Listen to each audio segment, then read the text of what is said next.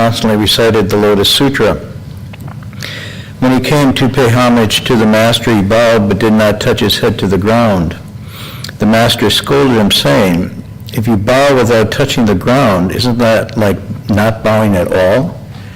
You must have something on your mind. What is your practice? Or what do you practice?" And he said, "I recited the Lotus Sutra over 3,000 times already." Okay, so here's the intro.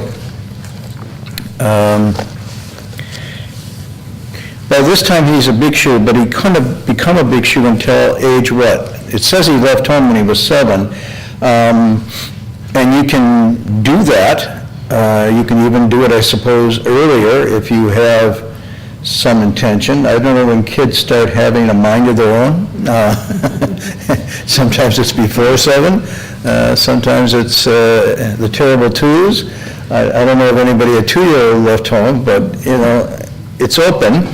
But at 7 he could actually only become a novice, a trainee. He couldn't become a bhikshu. What's the age for ordination? 17, 18, 19? Is that all of the above, A, B, C? In that area. In that area? Anybody? Nobody? You should know. I think 19. 19. And you're of age? My age? Yeah. Okay. So at 19 you can formally then take the precepts for full ordination. Why do you think that is?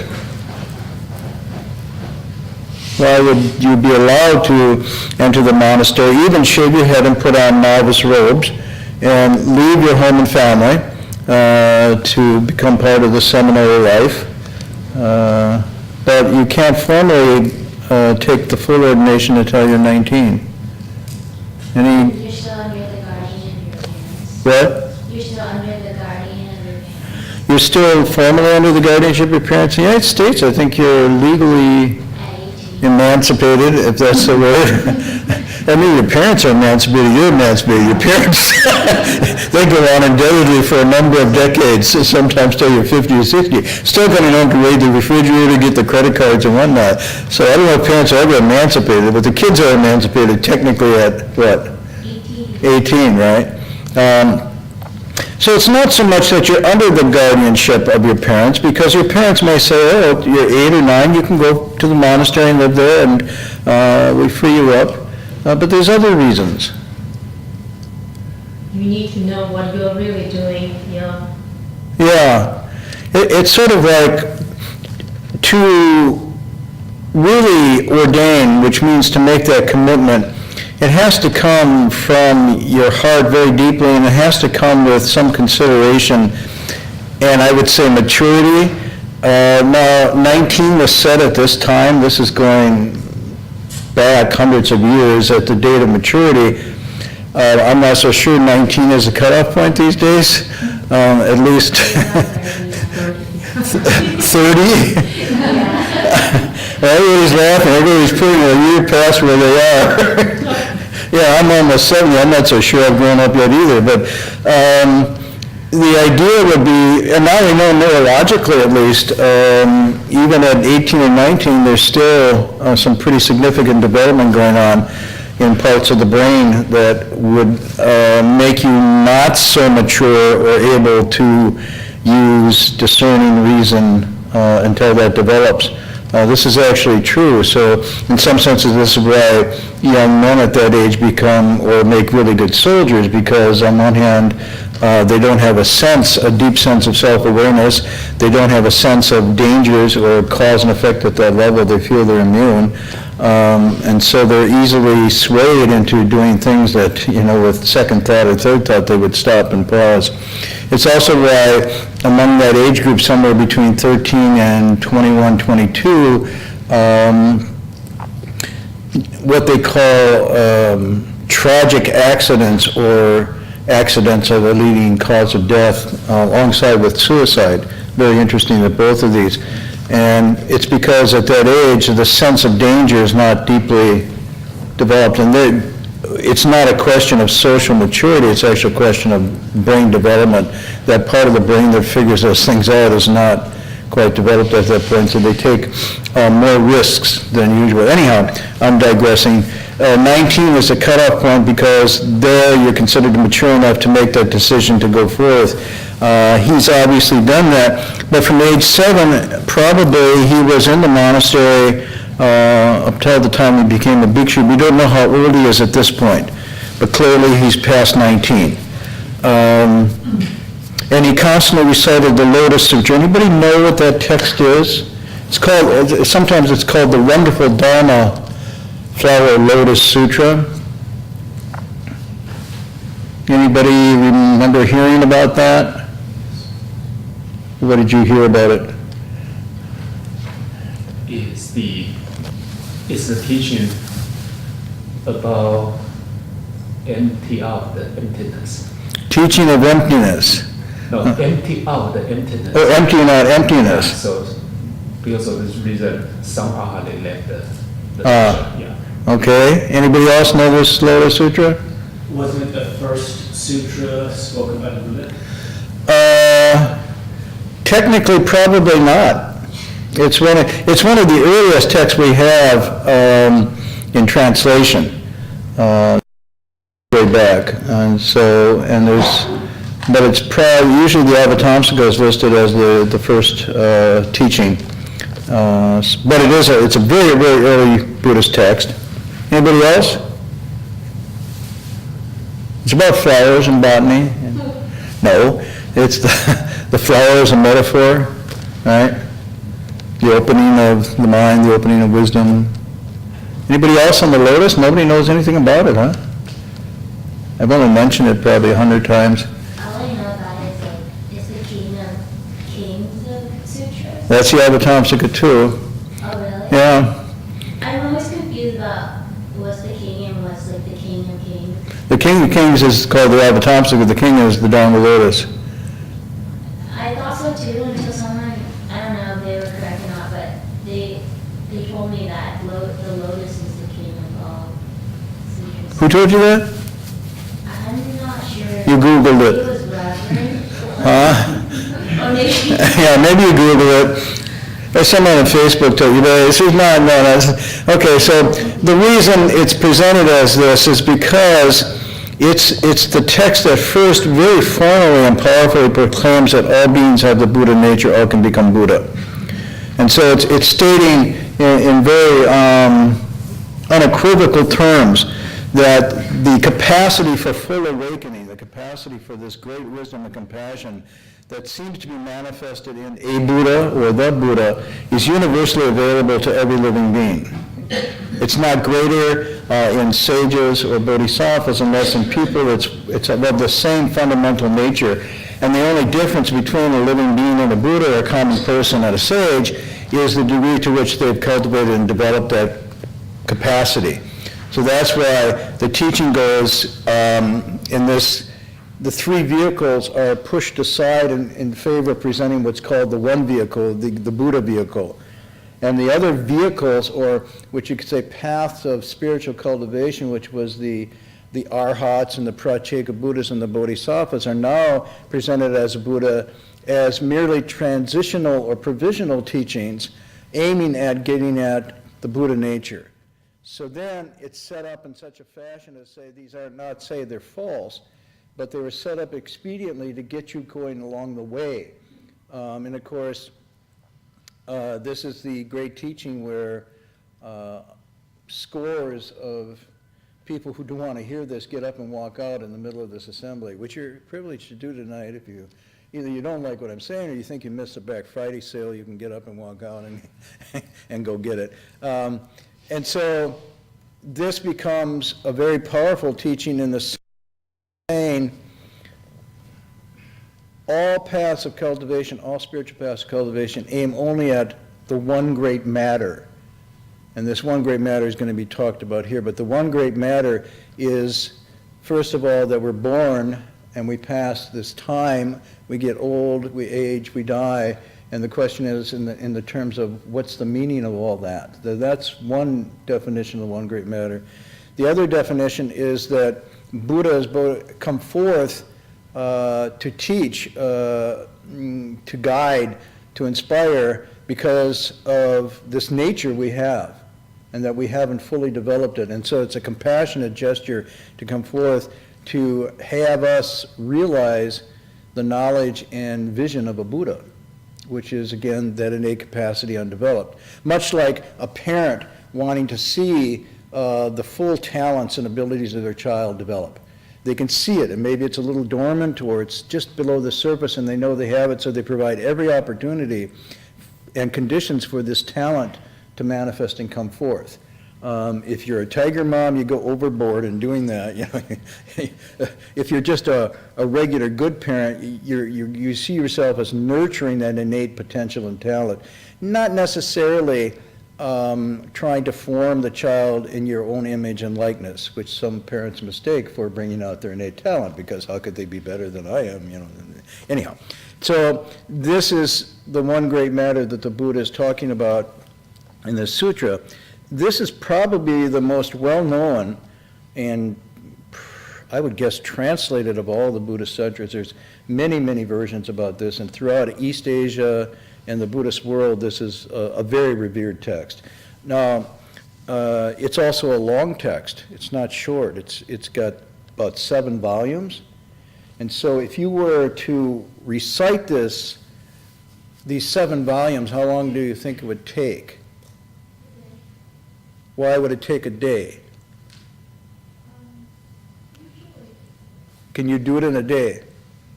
In English and Chinese? Yeah. So you can do it in about a day, but that's a full day. That's not like, 3 hours, long lunch, European lunch, nap, then you're hitting it at 6 at night, no. You'd have to go at it all day. So, in a sense, when he says he's recited over 3,000 times, that's roughly, help me with the math, 10 years. Okay? So he has now, for 10 years, recited this sutra every day. You have to think of what a practice is. It's a very intense undertaking. Now maybe there's parts of it that he's memorized, because if you do this consistently, it starts to click into memory. But what else can happen when you do something for 10 years all the time? Goes to the back of your mind. It goes to the back of your mind, and sometimes right out the back of your mind to someplace else, right? So sometimes when there is this kind of, and it could be with anything we do, it becomes, I won't say mindless exactly, but almost like a little bit rote, a little bit kind of going through the motions, and you're multitasking while you're doing it. In other words, you're thinking of 5 or 6 different things as you go through it. So the mouth is going blah, blah, blah, blah, blah, blah, blah, blah, blah. But inside the mind, the feelings, the emotions, the fantasies or whatnot are all over the map. And you can probably make your grocery list out and think of gifts that you want to buy and whatnot while you're reciting this.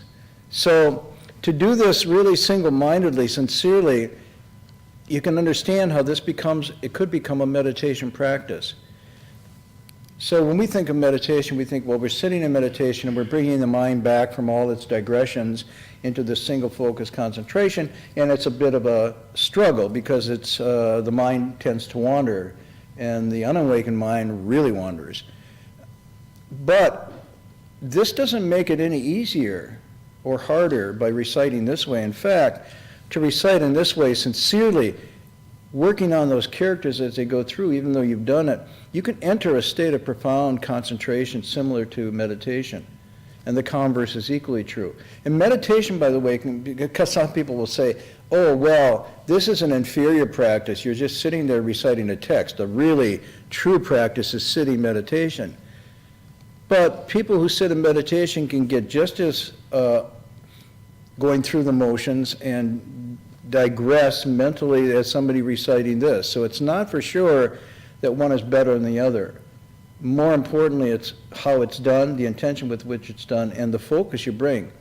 So one line of text recited sincerely over and over again could produce much more beneficial, insightful results than 100 texts recited half-heartedly or just by cant, So again, and this is where we're sort of going with the text, because he's setting it up now of, I've really got something here. I mean, he's announcing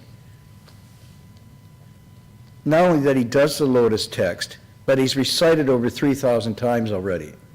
There's a little switch there. If he just says, I sincerely recite the lotus text every day. Okay, but now he's putting a number on it. It's like, here's my score. Now, the thing is, that's interesting about this encounter is, what does the master pay attention to when he comes in? Attitude. Yeah, he doesn't even ask him anything. He just notices something. And this is what I think is really one of these wonderful qualities of a great teacher. He's illiterate, right? And so he doesn't know many of these texts formally. And yet he notices in the behavior this one gesture. And from that one little string, he goes in to not his Dharma practice, but his state of mind.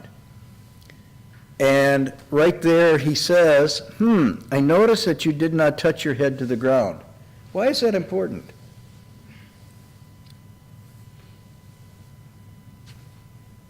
Why would touching the head to the ground be important? Maybe it's a reflection of, the outward action is a reflection of your inner mind. Oh, for sure. Everything we do on the outside is a reflection of what's going on inside, although we don't often want to admit that, but that's true. But see, the touching the head to the ground is a full prostration.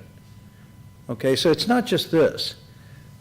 We do this to each other, but if you're meeting a great master and he's obviously coming to pay homage to the master, we don't know why, but we can guess that now the word has gone out that there's this great teacher who's received the robe and bowl, and so he is a patriarch of this lineage.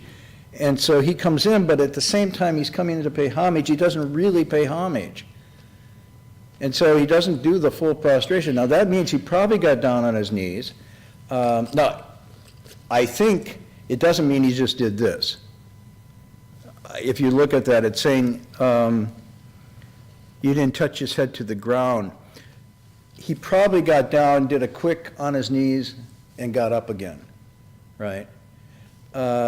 Which a lot of people do. I always notice at the holidays when you go to the Buddha Hall, there's variations of bowing. There's some people that come in and go down and unfold their hands, very formal, touch the 5 points, right? The feet, the knees, the elbows, the hands, and the head, the 5-point complete bow, and they curl their hands and come back up again. And then there's people that come in and do what I call chicken bowing. At least when I was on a farm, if I go feed the chickens, they're just going. And so people come in and do 3 bows like that, and they're chicken bowing. Even if they kneel down, it's the head goes boom, boom, boom, and they're out, right? There's some people that bow down for a very, very long time, sometimes even fall asleep in a bow. And it looks very sincere, but they're just sleeping. And other people only do 1, some people do 3, some people do 9, and even more. So there's all kinds of bows. Some people bow down, and when you're bowing down, if you're doing it right, you enter a very single-minded focus where the worshiper and the worship, the bower and who's bowed to, are one and the same. Duality breaks down at that point. So your concentration and your effort is in that dimension. But some people bow down like that or like that to see what other people are doing or what they brought in to offer. It's really quite curious. So that there's an act of bowing, but then the rest of the body isn't bowing or the mind isn't bowing. So single-minded bowing involves this total focus concentration of bringing your body and the postures, your concentration, your eyes and your sense organs into a single focus, and your mind, as if there's nothing else that exists at that moment except that one gesture of prostration. Now we'll go into a little bit about this because there's a very much a mistake I would say in the West, but I don't think it's just the West. I think throughout the Buddhist world, what bowing represents. And for some people, it's a kind of idol worship. I mean IDOL, not IDLE.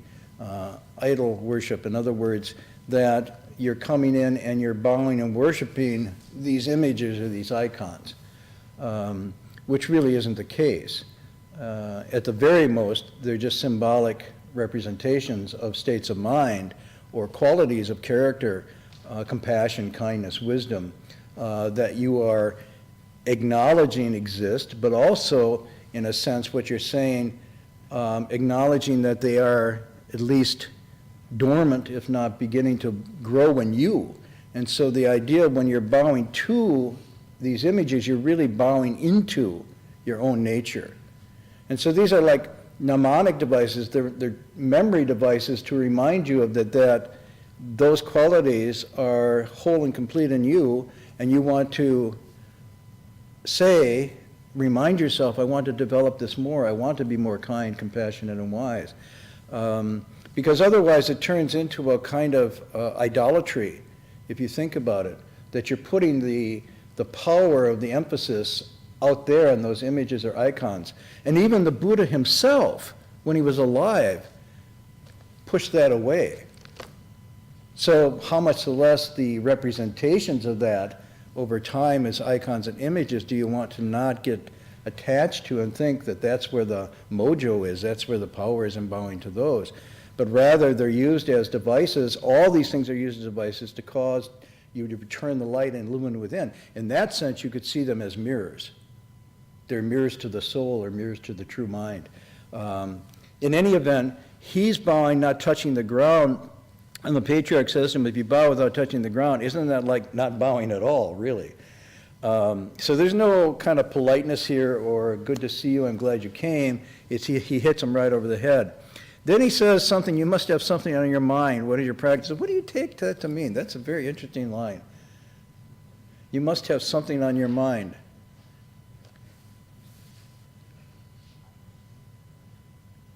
Anybody?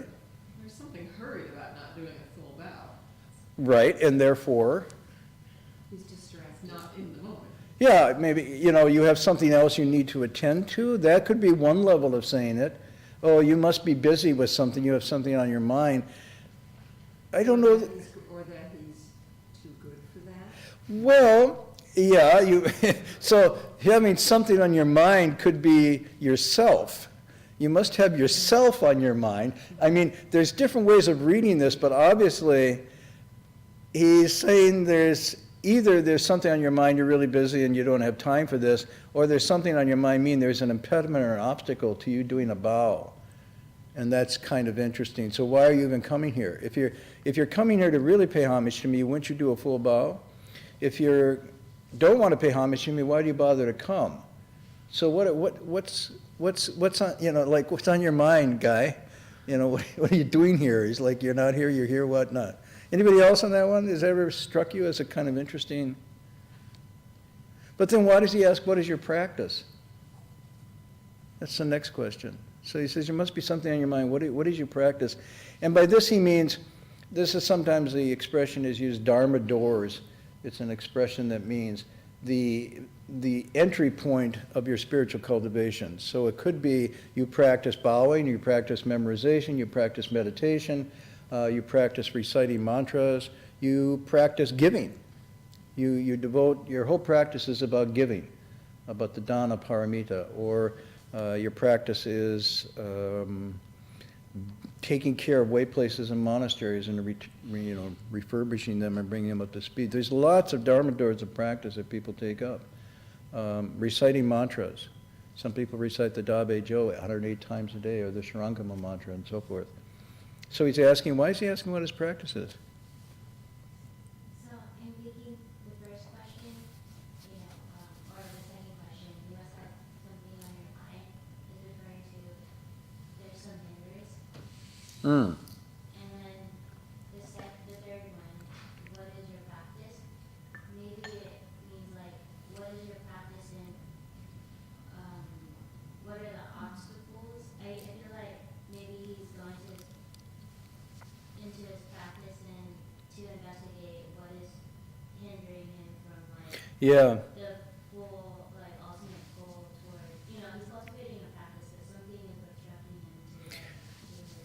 Yeah, I think you're onto something there. What is on your mind could be, what's the impediment that keeps you from doing this full bow? But then what is your practice would be, so what is it that you're practicing that doesn't allow you to get over this incompleteness of your behavior here? Kind of like, it's almost like the physician now, he's saying, so what medicine are you taking? Because it doesn't seem to be working, you know? Right? And then he says, very humbly, I am taking the Lotus Sutra over 3,000 times already. And you just feel him, oops, he just tripped into the net. And the master said, here we go. It doesn't matter if you recite it 10,000 times. If you understand the sutra's meaning, you would not be so overbearing and might be a fellow cultivator with me. You applied effort in vain, yet you don't understand how wrong you are. Whoa, okay, so now there's absolutely no politeness here. He has obviously seen and again, this is not spiritual powers that the Sixth Patriarch has. These are powers of observation we all have, but because we think so much about ourselves and our own states, we never really fully pay attention to somebody else. It's really interesting. I mean, even to the point of really listening in a conversation to what people are having to say. I had a Thanksgiving thing. It's just listening at the table. People were talking seemingly to each other, but it was really at each other. And actually, while somebody was talking, somebody else, instead of thinking, so you're saying that because da-da-da, they were already anticipating the counterpoint that they were going to make while the person was in mid-sentence. Huh? That's what my aunt did today. No, your aunt did that. I Well, wasn't sure, you're putting it into where I was thinking about in meditation, like, what was she doing? And she was anticipating, like, you know, like, Right. she was asking me a question and she was listening, but I felt like she was already, like, if I came up with an answer she didn't like, she'd change the question. well, see, some of us get this feeling, but the point I'm trying to make is even when we think we're in conversation, we're actually in some kind of combat. And we're holding to our views, and we are, you know, assaulting the fortress of somebody else's views. And as soon as they put up some kind of defense, we're already thinking of a counteroffensive without even asking, what is it that they're putting up? Why are they putting up? And, you know, but we expect other people to listen to us. So this is and everybody thinks you should listen to me, but I don't have to listen to you, which is a very strange conversation. But not only that, we don't really observe others very closely either. Largely, we live in narcissistic, self-referential zones. And it's, you know, if it's not all about me, it should be. And I'm going to square it around so you all understand that it's all about me, or should be. And so the master is different because he's cultivated this absence of a self-centered personality almost completely. He can be fully attuned and fully available when someone comes in. He can see what they're doing. He can look at their eyes. He can look at their posture, the movements that they make. If he's really careful, he can notice what they're doing with their hands, whether they're fidgeting or whatnot. All of this is available to us. Body language is incredibly available to us, not even before they say anything. And so he just notices in this the whole picture of this person in this one gesture of not completing a bow. But then he pushes it a little further and asks, what are you practicing? And of course, he just trips into it and states in this overbearing way, I've accomplished 3,000 recitations. And then the master must be thinking, aha, I guess that observation was right. He's arrogant.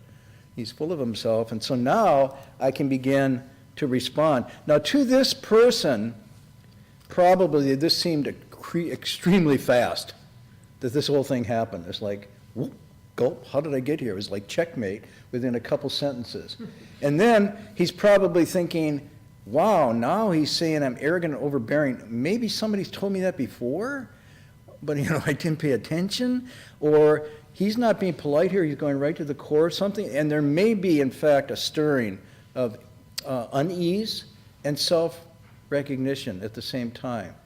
And the reason I say this is that largely these encounters are therapeutic. They're meant to trick or trip the switch where somebody's caught up or entangled. And the master's not here to praise or to even scold, but he's here simply to reflect back when somebody comes to say, where is it that you're caught and how can I help you? But that doesn't usually come out as, how are you feeling, where you caught, how can I help you, tell me about it. Sometimes it's just whack, or teases out your arrogance so you can see it. And so that's what he does here. And it's very interesting. He said, we might be fellow cultivators together, you and I. We could be compatriots, which is a very gathering in, warm expression. But on the other hand, you've made it impossible for us to be fellow cultivators because you have this overbearing, you're full of yourself. And if you're full of yourself, there's no place for anything to enter. So this is one of the expressions for arrogance is the opposite of docility. Now, docility doesn't mean you're just passive and you go along with anything. It means you're receptive. You're flexible. So a good student has this docile, open heart, and it's represented often as a receptacle, a place where something can enter. And to be full of yourself, and I think the Chinese expression is woman, it means full. The self is full. There's no place for anything. Man. Me. Yeah, right. Self-full. And so here's a case where he's saying you and I could be the same, but because of this. And now he's saying, I'm saying you've applied your effort in vain. You don't even understand how wrong you are. So he's got two things. He's saying, one, your practice has been worthless. And secondly, you don't even know that. Whoa. I mean, summarily, if you went to your graduate exams and this came out in 3 sentences, you've studied 10 years in vain and you don't even know how wrong you are, so goodbye. And so then he says, listen to my verse. He gives a verse. The point of bowing is to lower the banner of pride, so why don't you touch your head to the ground? When your ego is in the way, offenses will arise. But when you forget your achievement, then blessings are supreme. Now, what he means here, I think, by the achievement, if you really did it correctly, you wouldn't know how many times you did it. Moreover, even if you did know how many times you did it, you wouldn't hold it up as some banner of achievement, because it's really external. The whole point of reciting it is to transform your character and your personality into a vessel of awakening. It's not to, click a score and sort of think, now I got 3,000, I must be something, because that's totally looking outside. The purpose of bowing and reciting this text is to soften, to open, to cleanse the heart, and to see one's faults, and by doing that, let them go. And so the result is his achievement wasn't there at all, but if you could do that, then the blessings are supreme. So he's both telling him what he did wrong, but how he might do it right. Now, if we go over, which begins the next section, now he's going even better. He's going on, what's your name? And I don't know how he answers this at this point. He could say, Fada, or he could go, Fada. He might be a little sheepish at this point, not so eager to say, yeah, because now you're thinking, what's your name? Whoa, bad name. For what I just went through here, it would be, something else like Dharma student or Dharma inquirer. But no, it's not like understanding the Dharma. And the Great Patriarch has just said, you don't understand diddle. And what's your name, by the way? I understand everything. Oh, good name. Who gave you that? You did? So he says, Father, I answer. The master says, oh, your name means Dharma penetrating. But what Dharma have you penetrated? Whoa. And he's just going. Now, lesser souls would leave at this point. Really. This is pretty tough. But he doesn't leave. He doesn't leave. He stays. And there's something about this that's very important. Because even though he's being scolded, and we kind of guess this is not in private, this is in public, because the master was always available. So there you're among people who know you're the great Dharma reciter 3,000 times, and he's probably been strutting around like this for quite a while, feeling he's superior to others. I alone am learned, those are stupid, I've recited 3,000 times a day, la la la, and maybe he's even asked to lecture on an occasion, and now he comes down, he's just chiseled down. Both publicly and privately. But there's something, and that this is worth paying attention to, in, you could say, the virtue or the kindness of the master, that he can do this and still that person stays there and takes it. And I think at very least, it's because he senses there's a gentle touch to the scalpel, that this isn't meant to put him down and to put the master up by comparison. It's almost like you want to yield to those healing hands, if I could use the metaphor. In other words, that touch that the master's giving, even though it seems harsh, is just like taking off the bandage really quickly, and then you know somebody's really going to go and work on there's a trust. And I think this is a word I would use, trust rather than faith. The faith he has is not because he's heard he's a great patriarch, because he already heard that and he only half bowed. So there wasn't much confidence there to begin with. But now something's happening where his confidence or trust in the teacher, because of this exchange, has opened him and relaxed him in a way that most of us would bounce off of, I think. I don't like to hang around people who criticize me. And so my circle of friends is getting smaller daily. But most of us don't want to have that kind of feedback. And so we surround ourselves with people who flatter and fawn and, reinforce. And here he gets it, and he's staying. So I think this is really interesting. We don't have time really to go into this much more, but it's a really, really wonderful passage. And I can go in later. But I just wanted to say that, and next week I'll go into the bowing. I'll talk more about bowing because I just scratched on it tonight, what bowing means in this tradition, which is very different than, say, the tradition I grew up in. I always thought as bowing, I think of John Wayne. John Wayne was a Buddhist monk, you realize, right? And in all his movies, John Wayne was constantly putting his palms together and kowtowing, bowing. Yeah. See, you don't know who John Wayne is, so you're looking at me like, what's he talking about? John Wayne, if he's a monk, is that his name?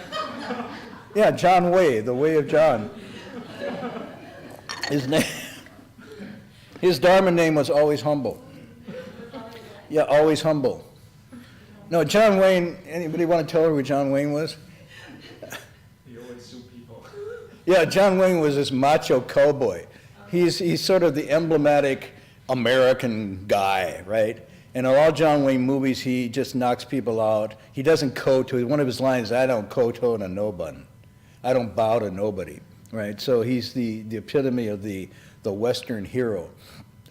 We've had presidents who took him as their icon.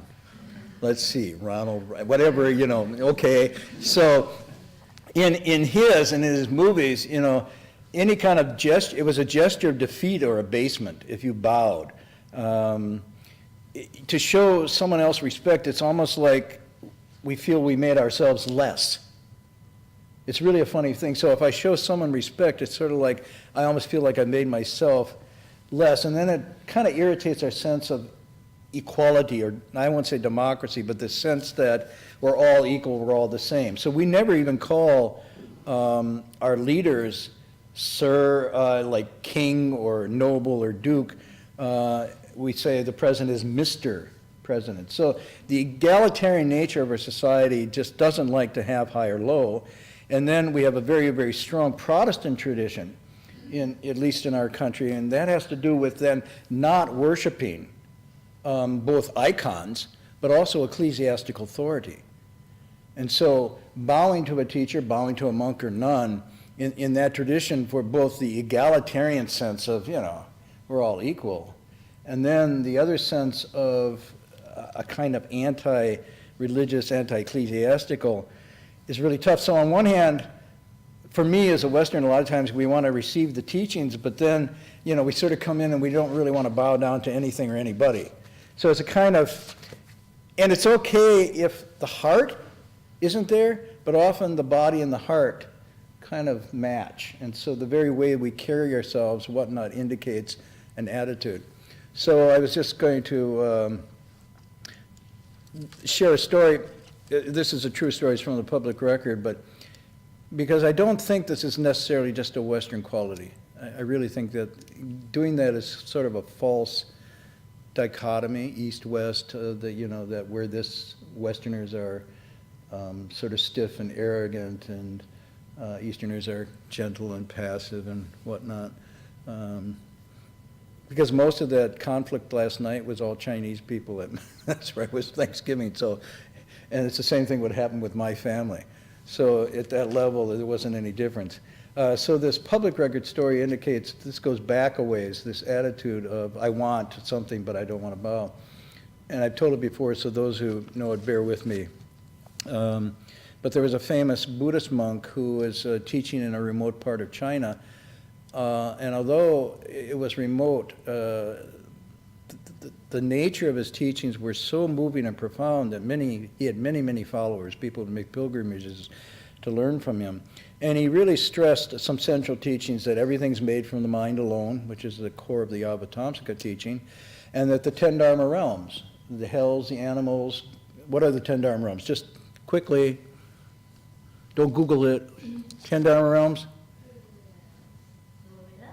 Hells? Well, let's go from the bottom up or top. I don't care, which way? On top, start on top. Buddhas, Bodhisattvas. Ashram. What are the 4 sagelis? You missed them. If you're going from the top. Yeah, so everybody's quiet. If I said the lottery winning numbers tonight are 34, 36, and 22, anybody got it? I got it! Yeah. What about the 10? I think they're the pratik. Okay, so let's go. Hells, animals, ghost. Okay? People as sure as devas. Those are the 6. Then you have Arhats, Pratyeka Buddhas, Bodhisattvas, and Buddhas. Okay, those are the 10. Basically, what his teaching was that this is a continuum of human potential.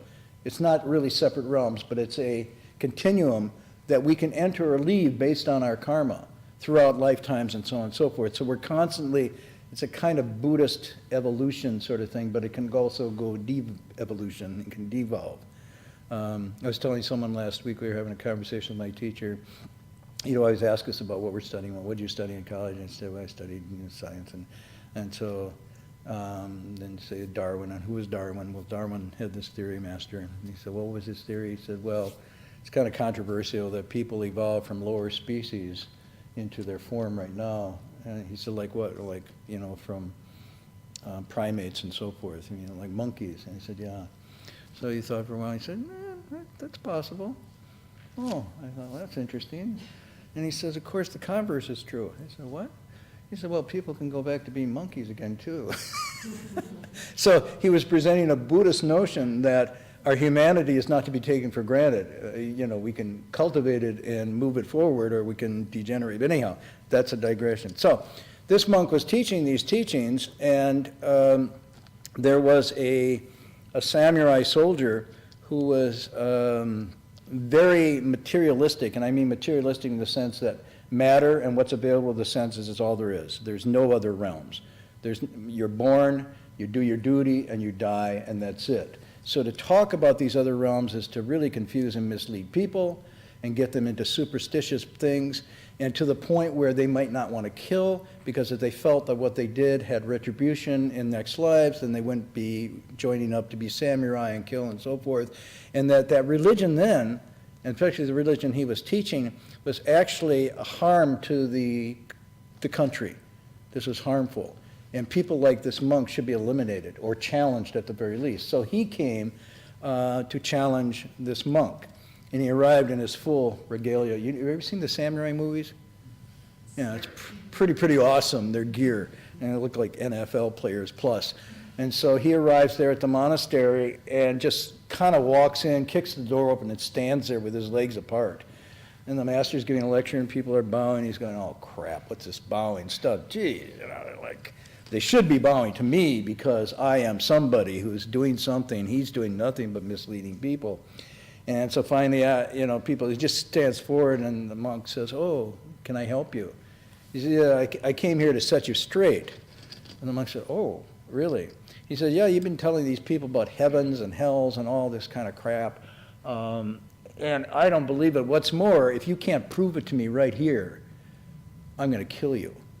And of course, in this system, given where he was, his entitlement, he could do that without repercussions.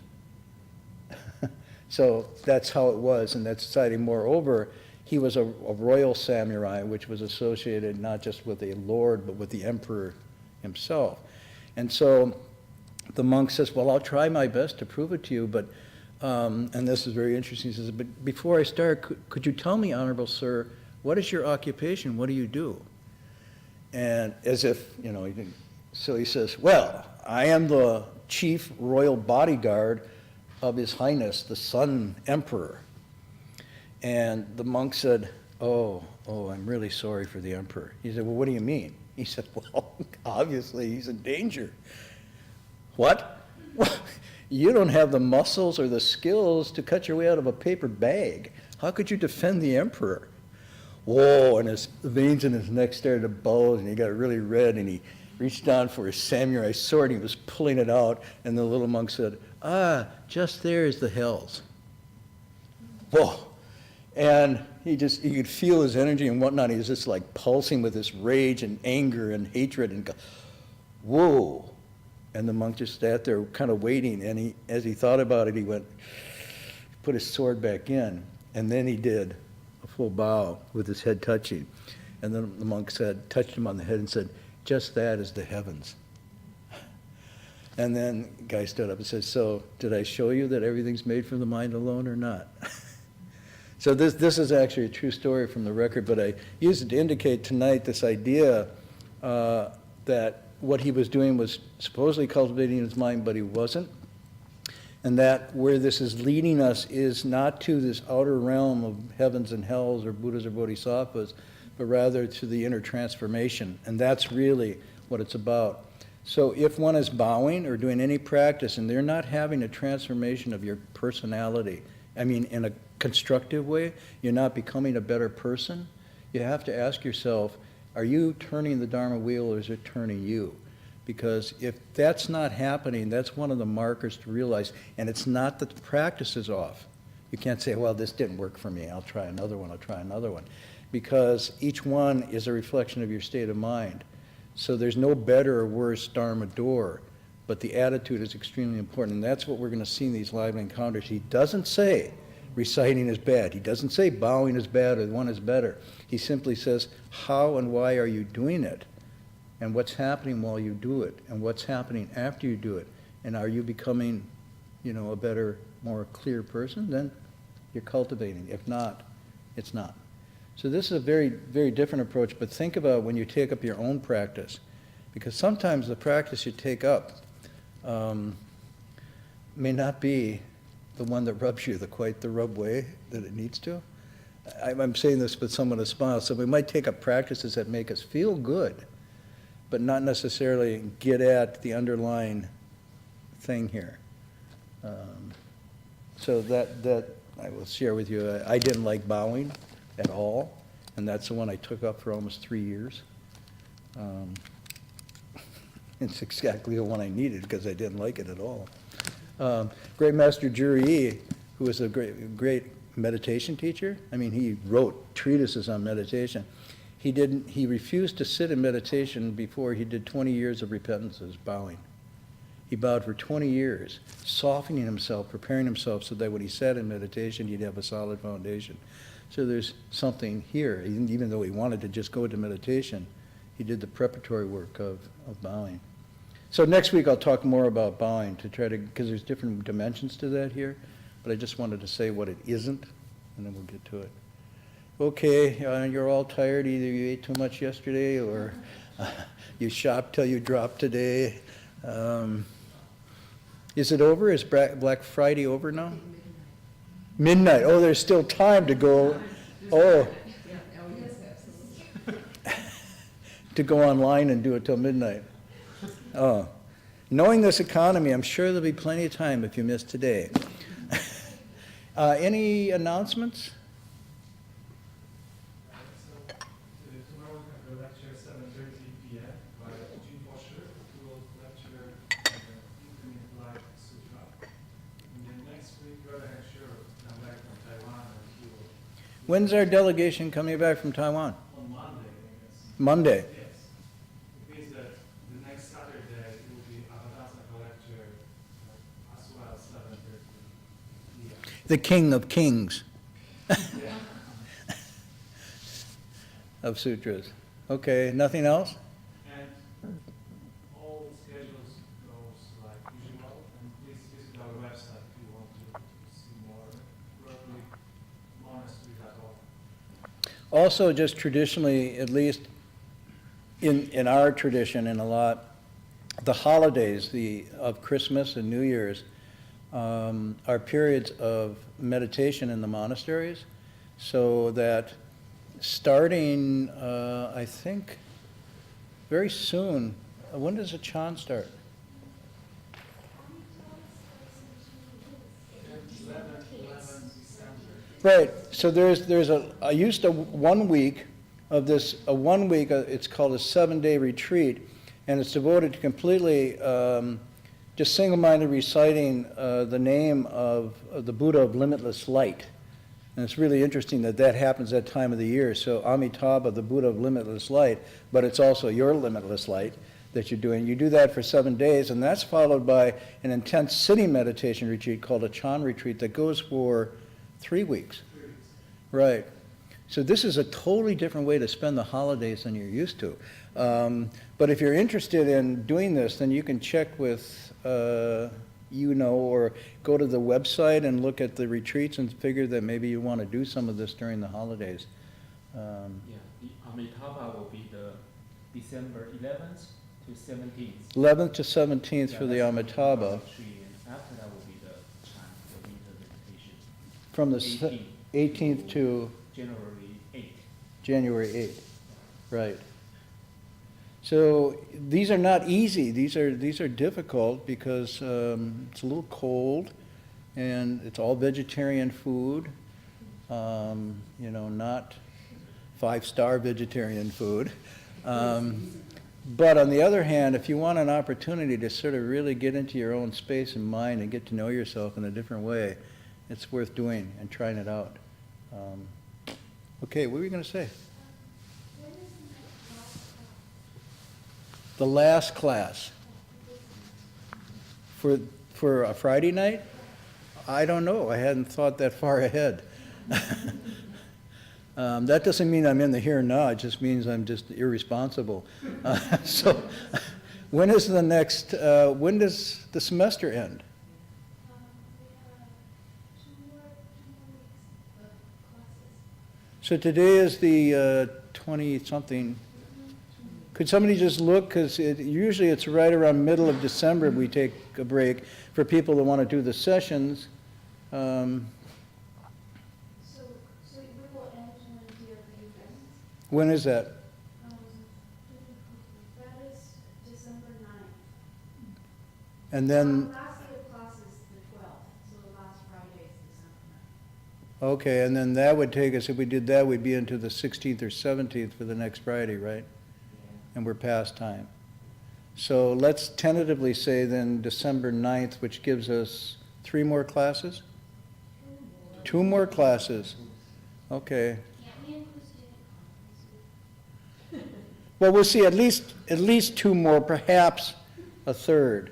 But then I have to take a break too, because I have writing to do, research to do, and miles to go before I can sleep. So. Papers to grades. See, this is wonderful. This is the Bodhisattva saying, if you don't like grading papers, you can not assign them. And that's a win-win. Okay. Let's stick with lose-lose. Anyhow, so at least 2 more classes, perhaps a third, depending on how everything's going. Okay. We're going to do the transference in English.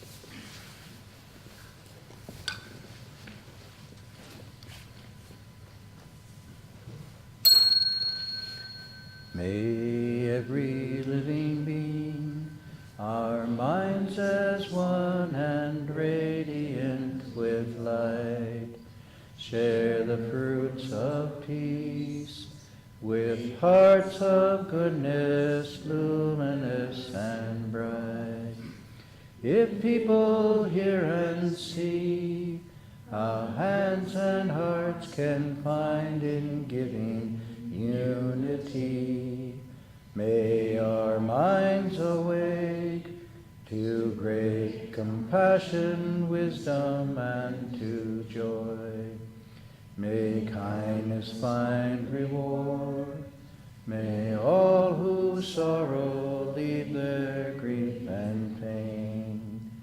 May His boundless light break the darkness of our endless night. Because our hearts are one, this world of pain turns into paradise. May all become compassionate and wise. May all become compassionate and wise.